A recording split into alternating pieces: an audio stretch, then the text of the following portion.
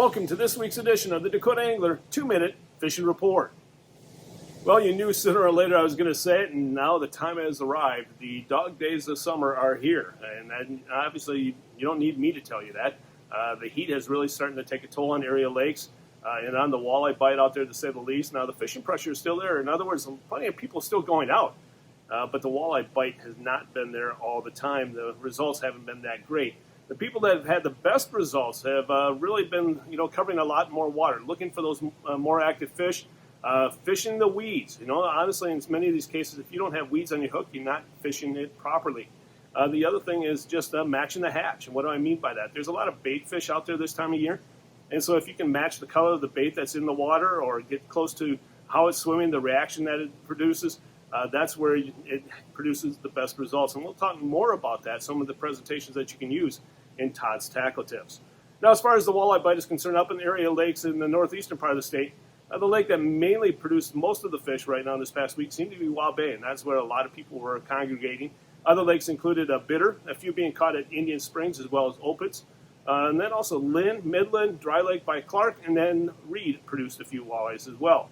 Down the southeastern part of the state, the lakes that have been producing walleyes continue to do so, just at a smaller number, shall I say.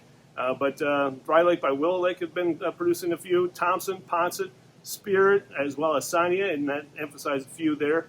Whitewood, and that's gotten tougher due to the weeds and also the lake levels.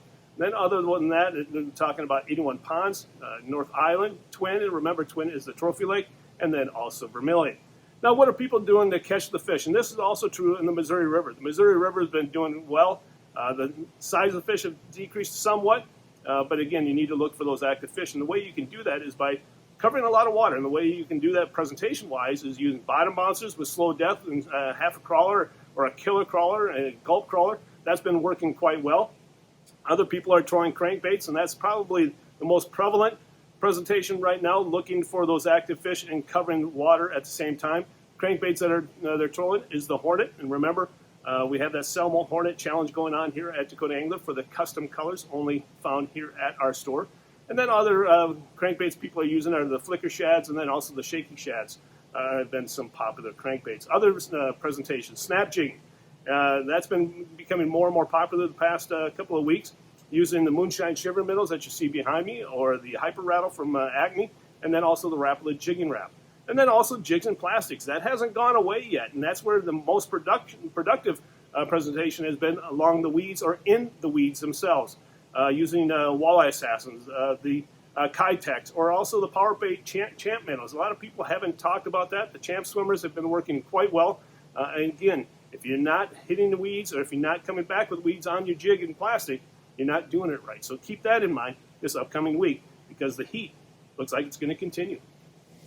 In this week's edition of Todd's Tackle Tips, we're going to talk about snap jigging. We talk about this presentation every year, this time of year, and this year it seems to be even more so because of the heat has been so prolonged that a lot of people have gone to it because you're able to cover a little bit more water, and especially if you have a forward-looking depth finder, like a live scope or anything like that. That has worked really well, where you can target exactly where those fish are at and cast right in front of them.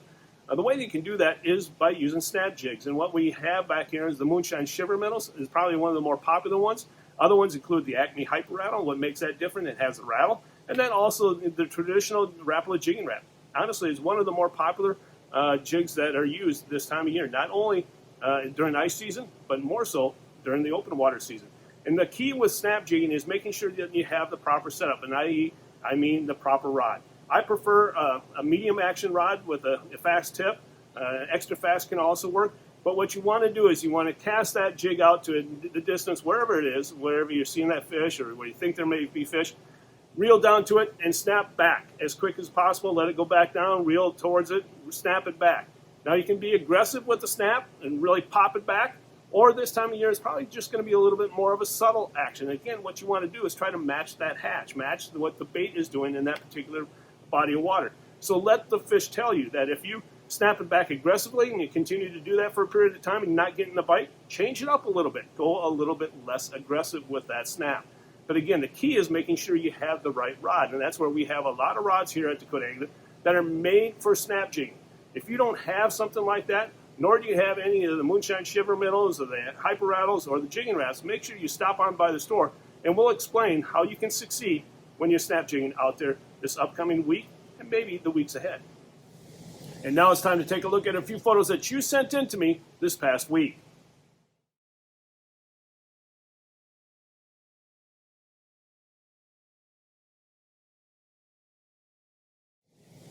And remember, folks, if you'd like your photo included in next week's version of the 2-Minute Fishing Report, please send it to me. Send it to Todd at DakotaAngler.com or post it to our Facebook wall. And before we end this week's report, I want to remind you of a couple of ongoing sales we have taking place here at the store.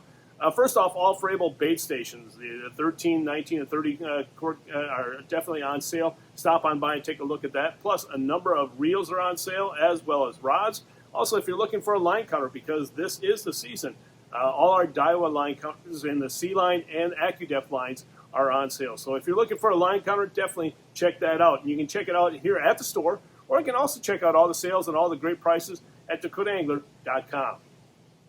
Well, folks, that's this week's version of the 2-Minute Fishing Report. For Dakota Angler, I'm the owner, Todd Heitkamp, and as we say around here, fish on! We'll see you next week, folks. Thanks for watching. Stay healthy and stay safe.